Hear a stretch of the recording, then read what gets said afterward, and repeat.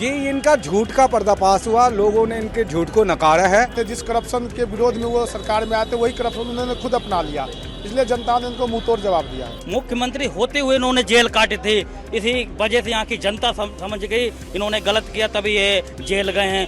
मोदी जी रोक रहे हैं या वो काम हमें करने नहीं दे रहे, तो ऐसा नहीं होता। सीएम का कुर्सी के लिए सारा पावर होता है। दिल्ली में जो पोल्यूशन है, धुआं कर रखा है, उसका रोड की हालत वैसे देखो, पानी की हालत देखो, ये जनता त्राही हो चुकी थी।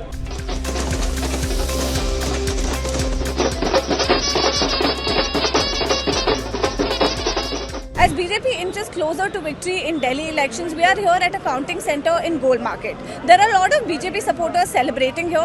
So let's go see what they have to say about Kejriwal's big loss in the capital. ये इनका झूठ का पर्दाफाश हुआ, लोगों ने इनके झूठ को नकारा है और जो बड़े बड़े चेहरे थे उनको टारगेट किया जनता ने और उनको भारी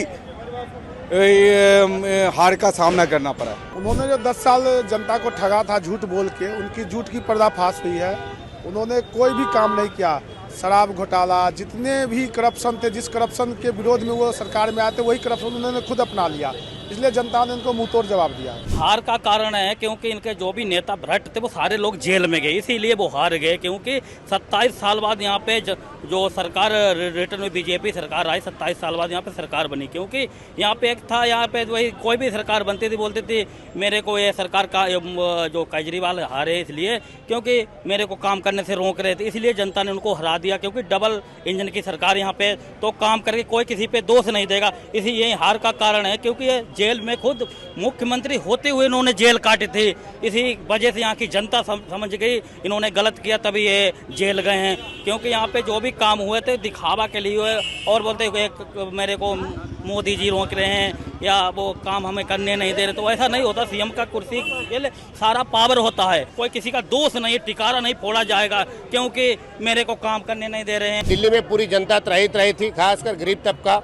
और हम पूर्वांचली से आने के चलते एक चीज बोल सकते हैं कि दिल्ली में पूर्वांचल बहुत ही ज्यादा परेशान था। एक पूर्वांचल की एकता का एक उदाहरण है जो भाजपा जीत रही है। शुरू से पूर्वांचल की उपेक्षा करी आम आदमी पार्टी, चाहे कोविड का समय हो, चाहे ऐसे बाद में उनके स्वास्थ्य संबंधी होता हो, तो हमेशा बोला करते थे कि 500 रुपये लेकर के आते, पूर्वांचली चले जाते थे। पूर्वांचलियों का अपमान था।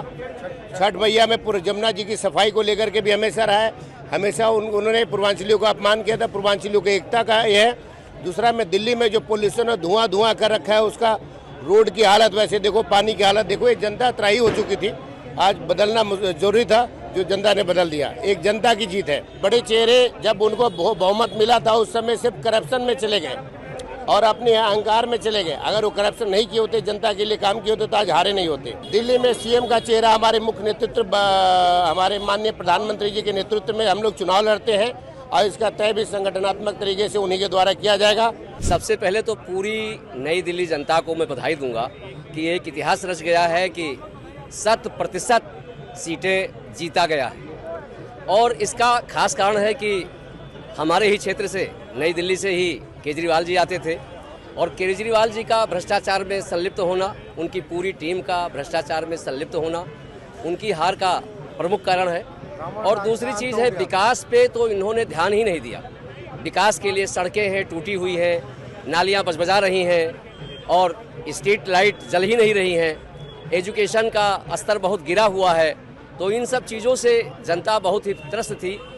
ये 11 साल हो गया गरीबों का राशन कार्ड नहीं बना, 11 साल ही हो गए लोगों की पेंशन बंद कर दी गई और इन सब का सीधा संबंध गरीब जनता से होती है। गरीब जनता इनसे त्रस्त थी और उसमें गरीबों में ज़्यादातर संख्या पूर्वांचलियों की होती है। तो ये निश्चित था। खैर वो बार बार हम लोगों का मान मर्दन करते रहते थे केजरीवाल जी, लेकिन इसके बावजूद भी गरीब होता है, उस मान मर्दन को ध्यान नहीं देता था।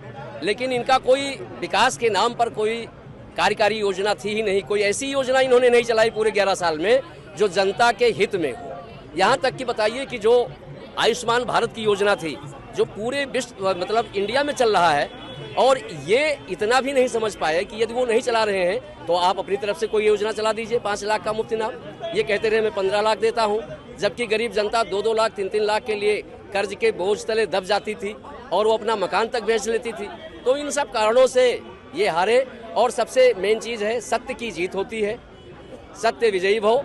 और सत्य की जीत। देखा जाए सीएम फेस हमारे में से कोई नहीं कह सकता है, पूरी पार्टी का एक निर्णय है, अपना कैबिनेट का जो निर्णय होगा, जो हमारी प्रदेश का निर्णय होगा, उसके हिसाब से सीएम फेस आएगा। कोई अच्छा ही व्यक्ति आएगा, ऐसे व्यक्ति को ढूंढ के लाएंगे कि जो दिल्ली का विकास करे और दिल्ली की जनता के उस पर खरे उतरे।